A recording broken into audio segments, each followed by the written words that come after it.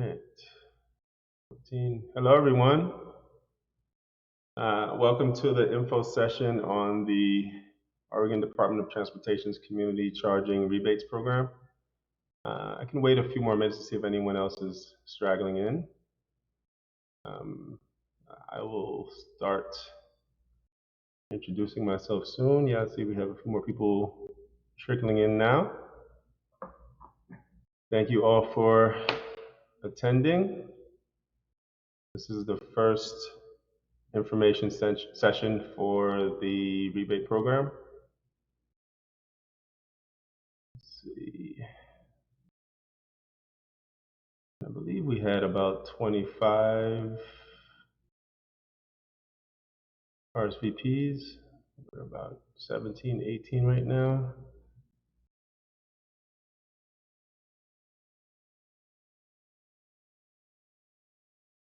Okay.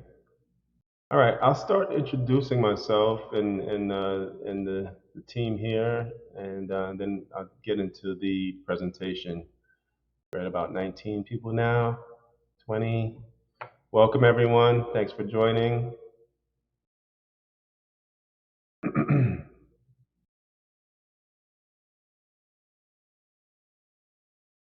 Okay, seems like we're slowed down at 20 for now.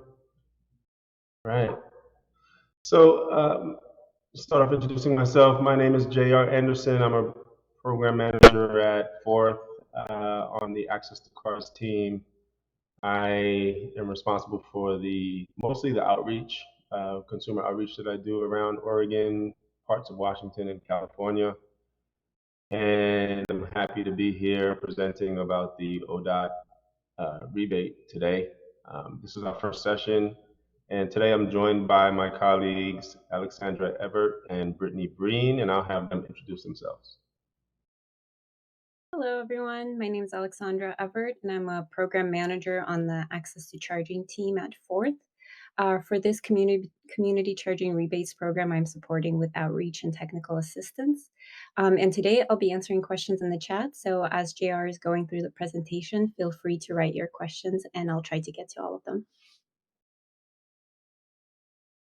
Hi everyone, my name is Brittany Breen. I'm a program associate here at Fourth on the Access to Charging team, and I am supporting with outreach, education, and technical assistance for the Community Charging Rebates program as well.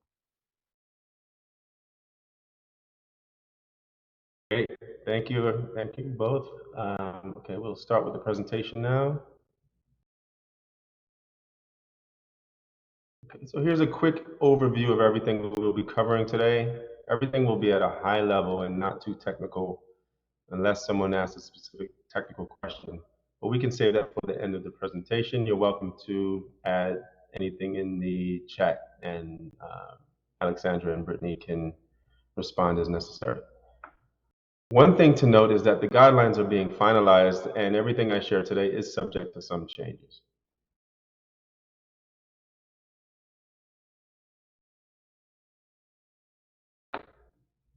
So in Oregon, the transportation sector is the single largest source of greenhouse gas emissions, comprising 40% of total emissions. Rapid electrification of Oregon's transportation sector is crucial in order to avoid the worst impacts of climate change. Widespread adoption of electric vehicles, especially within the light-duty vehicle sector, has the potential to significantly reduce greenhouse gas emissions. Oregon has achieved significant results thus far, as the number of EVs on Oregon's roads has more than quadrupled in the past 5 years. Strong EV groundwork, policies, and partnerships developed over the last decade make Oregon well poised for continued EV growth. This is why we are here today, to help with the development of that groundwork, and that is a source of a lot of Fort's work in the public.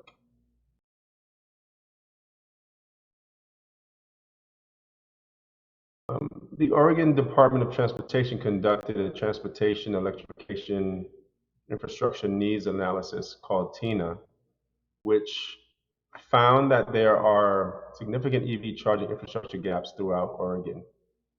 This report identified that a five-fold increase in EV charging ports is needed throughout Oregon by 2025. and a 44-fold increase will be needed by 2035. EV charging infrastructure is especially necessary in areas that are less likely to see private sector investment due to lower rates of EV adoption, such as low-income, Black, Indigenous, and people of color, also known as BIPOC, and rural communities. An accessible and convenient public EV charging network is essential to eliminating range anxiety, or the worry that EV drivers will not be able to find a suitable charging station before their EV battery runs out of power.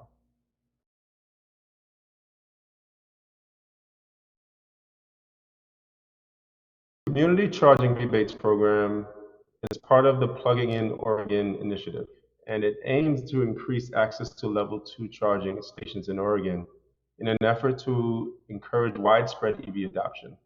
The program offers rebates to public and private entities to reduce the cost of purchasing, installing, and maintaining qualified level 2 charging equipment at publicly accessible parking locations and multifamily housing. Level 1 charging station rebates are also available at multifamily housing only and are encouraged to be installed in conjunction with level 2 charging. Rebates will be awarded on a first come, first served basis with funding released in rounds.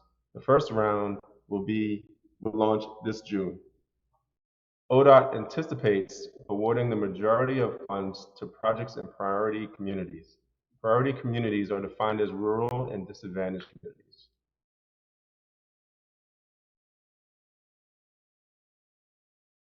ODOT has contracted with Forth to provide education, outreach, and technical assistance to increase awareness and reduce barriers to access. We are a nonprofit organization dedicated to equitable advancement of clean transportation.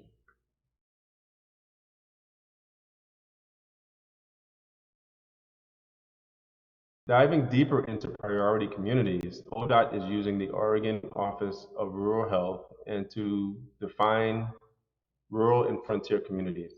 On this map, any darker shaded green areas are frontier and the light green areas are rural. Any areas within the yellow circles are considered urban. Rural counties are any geographic area that is 10 miles or more from a population center of 40,000 people or more. Excuse me. And frontier communities are counties with 6 or fewer people per square mile.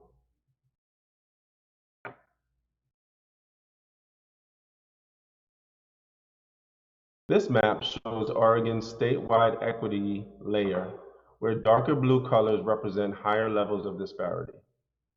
Equity map was created using American Community Survey data to create an index of disadvantaged persons by block group level, considering a variety of criteria, including populations over 65, communities of color, limited English proficiency, disability, and poverty.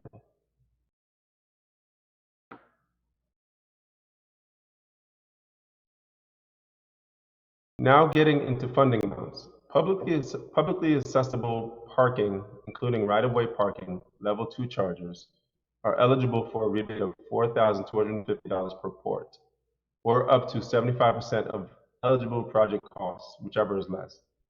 Multifamily housing sites, these can be private, are eligible for level 2 charging rebates of $5,500 per port, or up to 75% of eligible project costs. Level 1 charging rebates are also available for multifamily housing sites only at $750 per port. There is a minimum of 2 ports and a maximum of 8 charging ports per site. These rules apply for both level 1 and level 2 charging.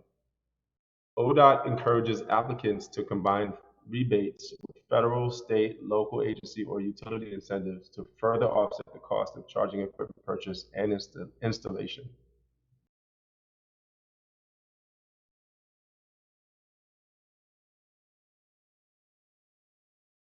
To apply for a rebate under this program, eligible applicants must, number one, be a business, nonprofit organization, or state, local, or tribal government entity. Businesses and nonprofits must be licensed to do business in Oregon.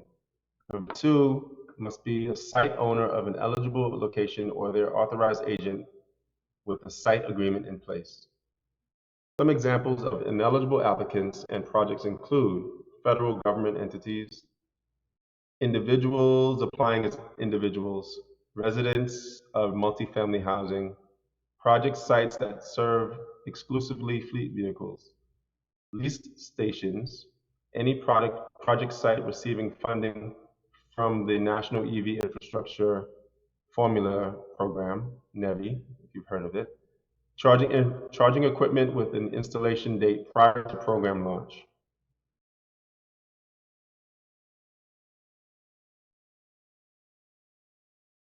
The two eligible locations are publicly accessible parking sites and multifamily housing sites. Some examples of publicly accessible parking sites include public or private lots, tourist destinations, public parks or buildings, retail locations, hotels, restaurants, transit stations, and curbside parking. Publicly accessible parking sites must be available to the public for a minimum of 9 hours a day, 7 days per week, roughly dusk to dawn. These locations cannot be fenced off to public access or reserved for the exclusive use of an individual driver or group of drivers. The charging equipment must also be networked. Some examples of multifamily housing sites include apartment buildings, townhouses, condominiums, and co-ops. Multifamily housing sites must have a minimum of 5 units and at least 5 parking spaces that primarily serve multifamily housing. The charges can be restricted to resident use only or open to a broader group. Any charges at multifamily housing sites may either be networked or non-networked.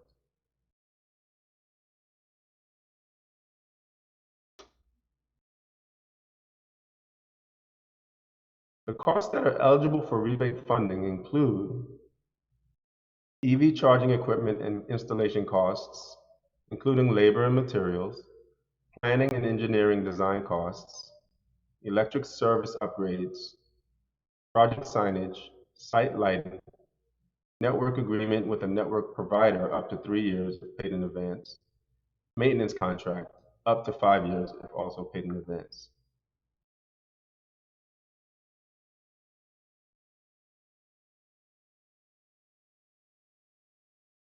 So here's what to expect for the applicant who wishes to apply for a rebate and reserve funding before installing charging infrastructure. The applicant will first compile all the necessary paperwork, such as quotes for EV charging equipment or a site host agreement if applicable. Then, the applicant will complete and submit Part 1 of the online application. ODOT will then approve, and that funding will be reserved for 270 calendar days. If the application is found to be incomplete or illegible, the applicant will have 15 calendar days to correct any errors. A reservation date will then be provided for the applicant, and from that date, the applicant has 270 calendar days to complete their project. After the chargers have been installed, applicants will complete Part 2 of the online application form, including submission of all remaining required documents. ODOT will then review and confirm receipt of all required documents and will approve the application for payment. Applicants can then expect to receive their rebate funding check in the mail within 45 business days of application approval.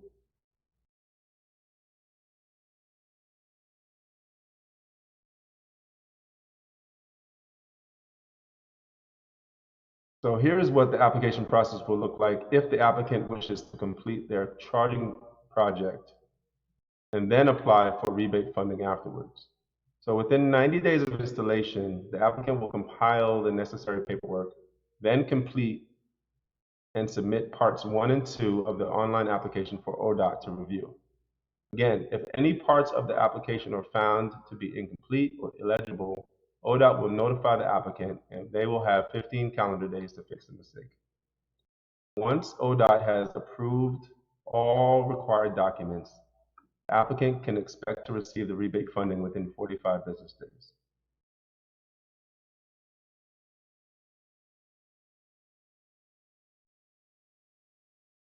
Thank you again for joining us today for this information session.